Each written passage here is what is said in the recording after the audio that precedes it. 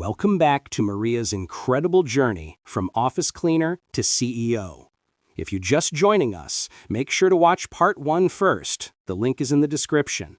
And before we dive into this pivotal moment in Maria's life, hit that subscribe button and turn on notifications because this story is about to get even more intense. Drop a like if you're ready to see what Maria decides and comment below with your own stories of taking massive risks. Let's jump back in. Maria worked the rest of her shift in a fog. That was a Friday night. She had 60 hours to make a decision that would determine the trajectory of her entire future. Saturday morning, she sat at her kitchen table with a legal pad, writing out 2 columns. Keep the stable job, risk everything on the business. The pros and cons stared back at her, offering no clear answer. "What are you thinking?" Daniel asked, setting down a cup of coffee for her. "I'm thinking I'm terrified," Maria admitted. "Bright Path is making maybe $500 a month. My job pays over $2,000. If I quit and the business fails, we lose everything. The apartment, your college fund, everything. But if you don't quit, you stay stuck. Better stuck than homeless, mijo." Daniel sat down across from her. At 17, he looked so much older than his years. "Mom, do you remember what you told me when I was afraid to try out for the soccer team?" "Daniel, you said that the only guarantee in life is that you'll regret the chances you didn't take. You said that failure might hurt for a year, but regret lasts forever." This is different. This affects both of us. I know, and I'm telling you to do it. Quit the job, build your business. I'll get a part-time job at the grocery store. We'll figure it out together. He reached across and grabbed her hand. "I believe in you, Mom. I've always believed in you. Now you need to believe in yourself." Monday morning, Maria walked into Helen's office. "I'm giving my 2 weeks' notice. I'm going to focus on my own company." Helen actually looked surprised. "You're making a huge mistake, Martinez." "Maybe, but it'll be my mistake to make." Those 2 weeks were both liberating and terrifying. On her last night at Davenport Industries, Maria took one final walk through the executive floor. She stood in the conference room, her hand on that glass table she'd cleaned hundreds of times, and made herself a promise. "I will be back here, but next time, I'll be sitting at this table, not cleaning it." The first month after quitting was brutal. Maria threw everything into Bright Path: marketing, networking, taking any job she could get. She joined the local chamber of commerce. She attended business networking events in clothes from thrift stores, handing out business cards she'd printed at home. She underbid competitors, worked longer hours, and delivered quality that exceeded every promise. Slowly, painfully, the business grew. 6 clients became 8, then 12. She hired her first employee, a woman named Rosa, who was in a similar situation Maria had been in 5 years earlier, then a second employee. Her revenue climbed from $500 a month to $1,800, then $3,000. But it wasn't enough. The expenses of running a real business, insurance, equipment, paying employees fairly, ate through profits. There were weeks she couldn't pay herself. Daniel did get that job at the grocery store, and the guilt of her teenage son helping support them kept Maria awake at night. In December, disaster struck. Her largest client, a medical practice that provided 30% of her revenue, was bought by a hospital corporation. The new management brought in their own contracted services. Maria lost $1,200 a month in income overnight. She sat in her apartment that night with bills spread across the table, trying to make numbers work that refused to add up. The rent was due in 10 days. She was $300 short. For the first time in 2 years, Maria allowed herself to think about quitting, about finding another stable job, about admitting that she'd been wrong to take the risk. Maybe Davenport had been right. Maybe she was delusional. Her phone rang. Unknown number. She almost didn't answer it. "Hello? Miss Martinez? This is Raj Patel. You cleaned my office about 6 months ago?" Maria vaguely remembered him. A consultant of some kind, a one-time job. Yes, I remember. How can I help you? Well, I was actually calling to see if you might have time to grab coffee. I've been watching your business grow, and I think you might be interested in some guidance I could offer. They met at a diner the next afternoon. Raj Patel was a man in his late 60s, with kind eyes and a calm demeanor that immediately put Maria at ease. I'm going to be direct with you, Maria. I'm a retired business consultant. I spent 30 years helping companies scale and optimize. I've been looking for a small business to mentor, not for money, just because I miss the work and want to give back. Your company caught my attention because of how you treat your employees and your attention to quality. Maria was suspicious. Why me? Why would you help me for free? Because 35 years ago, someone did the same for me. I was an immigrant running a failing convenience store. A retired executive named Michael took me under his wing, taught me everything about business, and never asked for a penny. He said to pay it forward someday.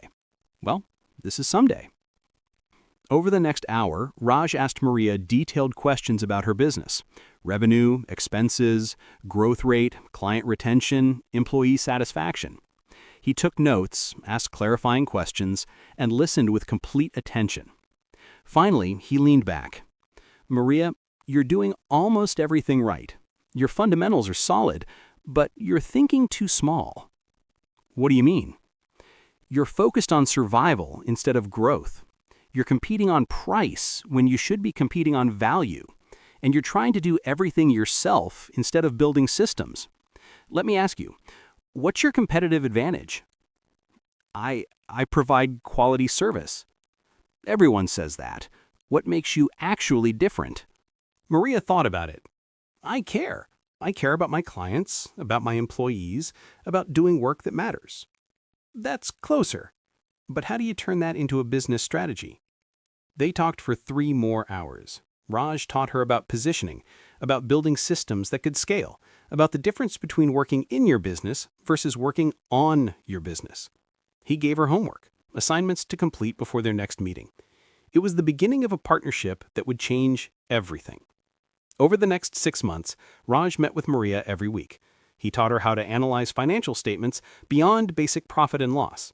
He helped her identify her ideal client profile and build a marketing strategy around serving them exceptionally well. He introduced her to other business owners who became clients. Most importantly, he taught her how to think like a CEO, not just a worker. People don't become successful because they work hard, Raj told her one day. Plenty of people work hard and stay poor. People become successful because they work hard on the right things, in the right ways, at the right time. Under Raj's guidance, Maria raised her prices, something that terrified her initially. But he was right. The clients who valued quality stayed, and the ones who only cared about price left. Her profit margins improved dramatically. She hired 3 more employees and implemented systems that let the business run without her constant presence. By the end of her 3rd year in business, Bright Path Cleaning had 22 employees, 45 regular clients, and annual revenue of $400,000. Maria was finally paying herself a real salary, $60,000 a year, more than double what she'd made at Davenport Industries. She'd also completed her associate degree in business management, earning a 3.7 GPA. Daniel graduated from high school that spring and received a partial scholarship to City College. Maria attended his graduation with tears streaming down her face, watching her son walk across the stage, knowing that her choices had given him opportunities she never had. "I'm proud of you, Mijo," she told him afterward. "I'm proud of you, Mom," he replied. "You did this. You built this." But Maria wasn't done. Not even close. In her 4th year, she expanded BrightPath to include facility management services, not just cleaning, but maintenance coordination, vendor management, and operational oversight for small business clients who couldn't afford full-time facilities managers. It was a natural evolution that tripled her revenue to $1.2 million. She hired a management team. She developed training programs for her employees, many of whom were in similar situations to where she'd once been. Immigrants, single parents, people looking for a chance. She paid above-market wages and offered health insurance, something almost unheard of in the cleaning industry. Her company became known not just for quality service, but for ethical practices and genuine care for employees. Articles in local business publications featured her as an example of conscious capitalism. She won a Small Business of the Year award from the borough. Through it all, Raj remained her mentor and friend. They met monthly now instead of weekly, but his guidance continued to shape her thinking. One evening in October, 7 years after she'd quit her job at Davenport Industries, Raj invited Maria to dinner at an upscale restaurant in Manhattan. "I have something to tell you," he said over appetizers. "I've been diagnosed with early-stage Parkinson's. Nothing immediately life-threatening, but it's time for me to fully retire. No more consulting, no more mentoring." Maria felt a lump form in her throat. "Raj, I'm so sorry." Don't be. I've lived a full life, and these past few years working with you have been some of the most satisfying of my career. Watching you grow from a struggling solo operator into a real business leader has been remarkable. I couldn't have done any of this without you. Yes, you could have. It would have taken longer, and the path would have been harder, but you would have figured it out. That's who you are." He paused, looking at her intently. "Maria, I want you to promise me something. Anything. Promise me you'll keep growing. Not just the business, yourself. Take risks. Think bigger. Don't let comfort trap you into playing small. You're capable of more than you realize. I promise." They talked late into the night about life, business, regrets, and dreams. When they finally said goodbye, Maria hugged Raj tightly, knowing that something precious was ending. "Pay it forward," he reminded her. "When the time comes, find someone to mentor. That's how the cycle continues." The following year, Maria faced a decision point. BrightPath had hit a ceiling. To grow beyond $2 million in revenue, she'd need to either franchise the model or pivot into a different market segment. The commercial cleaning industry was saturated with competitors, and the margins were getting tighter. She spent months analyzing market opportunities, talking to clients, studying trends, and then she saw it, a pattern she'd missed before. Corporate facility management companies like Davenport Industries were struggling. The industry was changing rapidly. Sustainability concerns, technology integration, COVID-era sanitation requirements. Traditional facilities management firms hadn't adapted quickly enough. They were bureaucratic, slow to innovate, and often provided mediocre service at premium prices. What if BrightPath evolved into a full-service facility management company, but one built on the principles she'd established: employee-focused, technology-enabled, relationship-driven, and affordable for medium-sized clients? It would require significant capital investment, new systems, new expertise, aggressive hiring. She'd be competing against established players worth hundreds of millions of dollars. But it was exactly the kind of big, scary risk that Raj had urged her to take. Maria spent 6 months building a business plan and meeting with potential investors. She pitched to 15 different venture capital firms and angel investors. 14 of them turned her down, some politely, others dismissively. The 15th was a woman named Jennifer Park, who ran a mid-size impact investment fund. "I'm going to be honest with you, Maria," Jennifer said after reviewing the proposal. "Your plan is ambitious, maybe too ambitious. You're essentially trying to disrupt an established industry with limited capital and experience." But here's what I also see. You've built something real from nothing. You've proven you understand operations. You retain employees in an industry with 90% annual turnover, and your clients have a 93% retention rate. Those numbers don't lie. Jennifer leaned forward. "I'm going to give you $2 million for 30% of the company.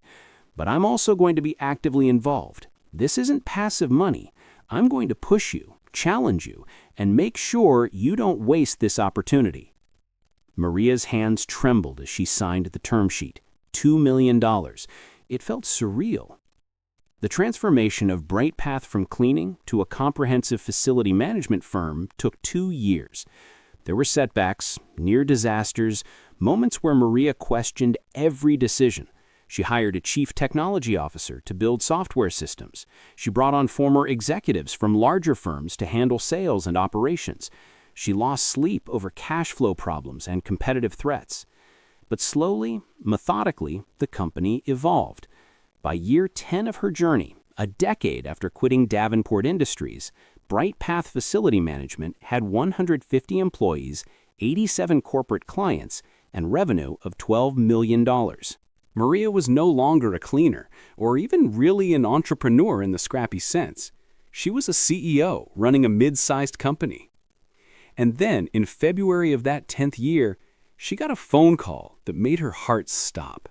Ms. Martinez, this is Richard Vance from Sterling Financial. I'm reaching out because you may be interested in a business opportunity that's come across my desk. What kind of opportunity? Are you familiar with Davenport Industries? Maria's breath caught.